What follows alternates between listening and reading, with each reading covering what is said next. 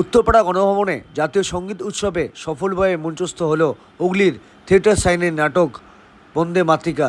কেন্দ্রীয় সংস্কৃতি মন্ত্রকের আয়োজিত ন্যাশনাল থিয়েটারের ফেস্টিভ্যাল 2026-এ অংশ নিয়েছিল হুগলি জেলার ডানকুনির নাট্যদল থিয়েটার সাইন। গত 15 জুলাই 2026 সন্ধ্যে 6টায় উত্তরপাড়া গণভবনে নাটকটি সফলভাবে মঞ্চস্থ হয়েছে। ভারতের প্রথম নারী শহীদ প্রীতিলতা ওয়াদ্দেদারের জীবন ও আদর্শ নিয়ে তৈরি এই নাটকটি দর্শকদের মধ্যে ব্যাপক সাড়া ফেলেছে। সঙ্গীত নাটক একাডেমি এই আয়োজনে অংশ নিতে পেরে নাট্যদলটি অত্যন্ত গর্বিত। যারা নাটকটি দেখেছেন তারা এই দেশাত্মবোধক পরিবেশনটিকে দারুণভাবে উপভোগ করেছেন। তো আজকে দেখানোর সৌভাগ্য হলো, আমরা নিশ্চিতভাবে এটাকে আরো বেটার করার চেষ্টা করবো এবং সকলের মতামত নিয়ে। পুলিশ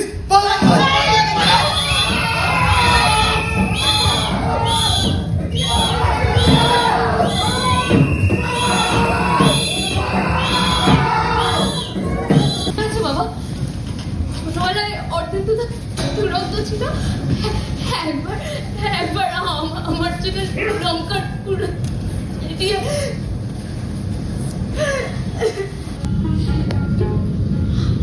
আমাদের জীবন তো আর আমাদের নেই, কবেই তাকে সঁপে দিয়েছি দেশের পায়ে।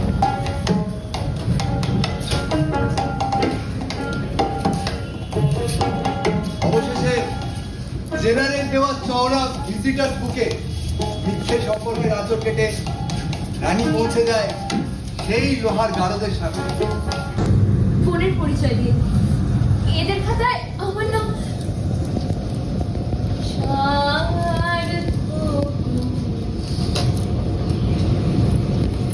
জনু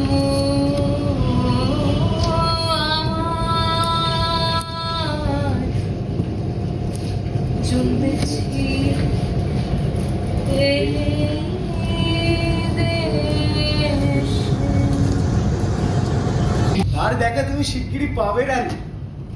আমি ঠিক বুঝলাম না। আমাদের মাস্টারদা, আমাদের পথের আলো মাস্টারদা সূর্য সেন। মাস্টারদা কেন রানী? মাস্টারদা চান গোটা দেশটাকে বিপ্লবের ভাবনায় ডুবিয়ে রাখতে। তা না পারলে বিপ্লব অসম্ভব, আমাদের সবাই টল পাবে রানী। কিন্তু ওই লোকটা,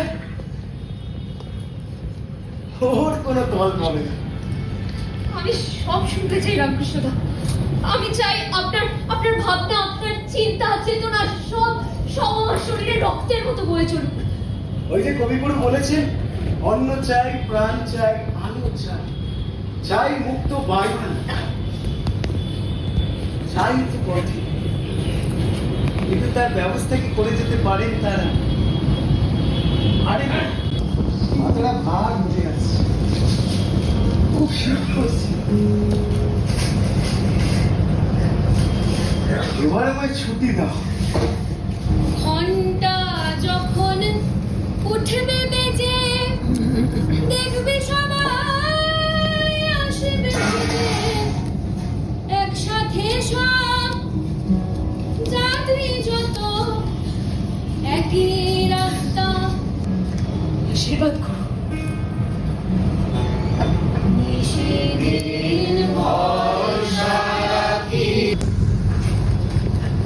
এক নিরন্তর লড়াই।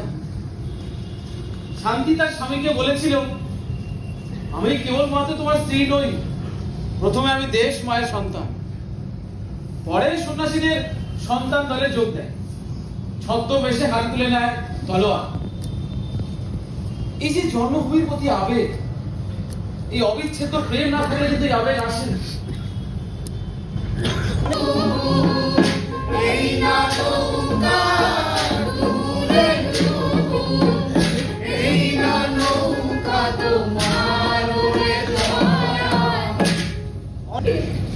কেমন হয়েছে? পাশ করবো বলেই ভুলে যাচ্ছে। শুধু পাশ করলে চলবে কেমন করে? আমরা যে তোমার জন্য অনেক বেশি কিছু আশা করি। এই মাস্টারদাকে দেখবে সে ঘরের এক কোণায় প্রদীপ জ্বলছে, আলোর সামনে বসে আছে মাস্টারদা সূর্য সেন। দেবধীর শোন পেটে গান ওঠে ওই কোন মহাগান, হাত ডাকছে বিশাল, ডাকছে ভগবান রে। এই সেই মানুষ। লোক অনেকে জানতে চাইছে। আমরা মূলত আমাদের দলের নাম থিয়েটার শাইন। আমরা হুগলি জেলার ডানকুনিতে দলের কাজ করে, নাটকের দল মূলত, এবং আরও সাংস্কৃতিক কাজ করি। আজকের যে অনুষ্ঠান সেটি খুবই তাৎপর্যপূর্ণ, কারণ ভারত সরকারের অধীনে স্বায়ত্তশাসিত সংস্থা সঙ্গীত নাটক একাডেমি, যেটি ভারতবর্ষের সর্ববৃহৎ কালচারাল একাডেমি, সেই একাডেমি উদ্যোগে আজকে মূলত বন্দে মাতরমের যে 150 বছর উপলক্ষে সারা দেশ জুড়ে বিভিন্ন রকম উৎসব, বিভিন্ন রকমের কার্যক্রম হচ্ছে, তারই অন্তর্গত একটি আজকের অনুষ্ঠান। এবং আজকে আরেকটি বিষয় হচ্ছে, আজকে মহাকবি কালিদাস জয়ন্তী উপলক্ষে এই অনুষ্ঠানটি তারা সাজিয়েছেন। এই অনুষ্ঠান উপলক্ষে আমরা দেশাত্মবোধক নাটক হিসেবে আমাদের দেশের প্রথম মহিলা শহীদ প্রীতিলতা ওয়াদ্দেদারের জীবনী অবলম্বনে নাটক বন্দে মাতৃকা, সেটি আমরা মঞ্চস্থ করলাম। এটি প্রথম নাটক, প্রথম মঞ্চায়ন, প্রথম শো এই নাটকটি। এবং অনেক অতিথিবৃন্দ এসেছিলেন বিভিন্ন সমাজের বিভিন্ন স্তর থেকে। শিক্ষক ছিলেন, রাজনৈতিক মানুষ ছিলেন, নাট্য ব্যক্তিত্ব ছিলেন। তারা নাটকটি দেখলেন এবং খুবই উৎসাহিত করলেন আমাদেরকে।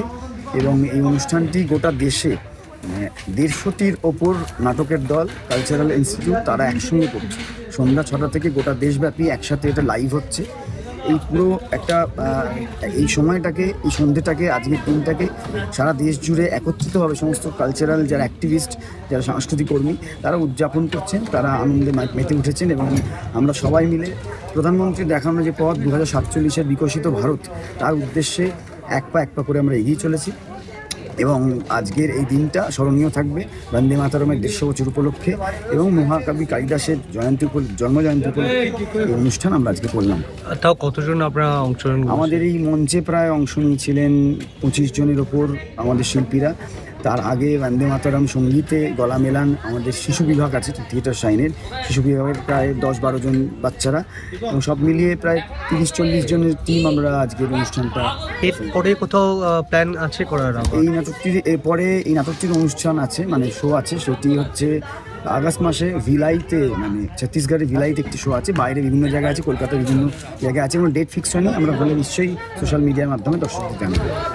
আপনি পরিচালনা করে আপনার এটা কি প্রথম পরিচালনা? না, আমি 2006 সাল থেকে নাটক পরিচালনার কাজ করছি। প্রায় 40টির উপর নাটক আমি পরিচালনা করেছি। তাহলে এবারেরটা যে এত মানে একটা অন্যরকম, না, আমাদের চেষ্টা থাকে, আমাদের দলের সবসময় চেষ্টা থাকে একটু নতুন কিছু করার।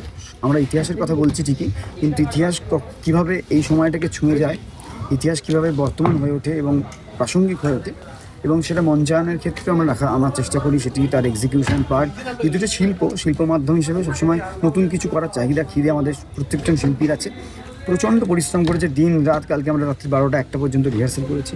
সব মিলিয়ে নিশ্চয়ই ভুল ত্রুটি আছে, সেগুলো আমরা ভবিষ্যতে আরও অতিক্রম করে এগোনোর চেষ্টা করবো, এটুকুই বলা। তাহলে উত্তরপাড়া গণভবনে এটা হলো, তাহলে এবার তো বালিতে অনেকে চাইছে বালিতে। নিশ্চয়ই বালিতে যদি সুযোগ হয় আমাদের, নিশ্চয়ই বালিতে আমরা ওইটি মঞ্চায়ন করব। ধন্যবাদ আপনাদের সকলকে। Thank you.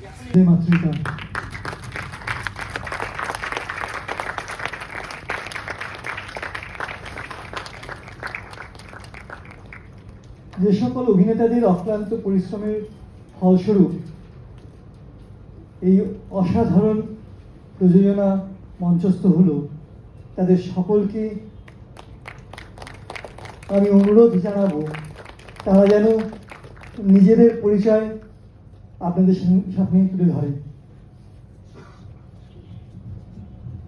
তানিয়া চ্যাটার্জি, অনিরুদ্ধ বিশ্বাস, দেবব্রত, চিরাগ, তৃষা বিশ্বাস, প্রজ্ঞাশ্রী, রাহুল বোস,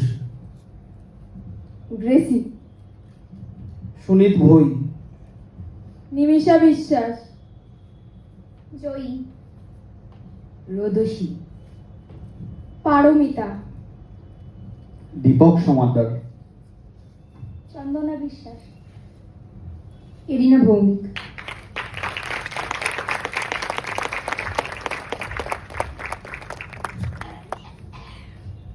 মঞ্চের উপরে যারা অভিনয় করলেন তাদের পরিচয়টা পেলেন, কিন্তু এই নাটকে যারা পদ্মসঙ্গীত এবং সঙ্গীত পরিকল্পনা করেছে তাদের সঙ্গে পরিচয় হয়নি। দেবার্ঘ, সৌভিক, অনির্বাণ, অঙ্কিতা।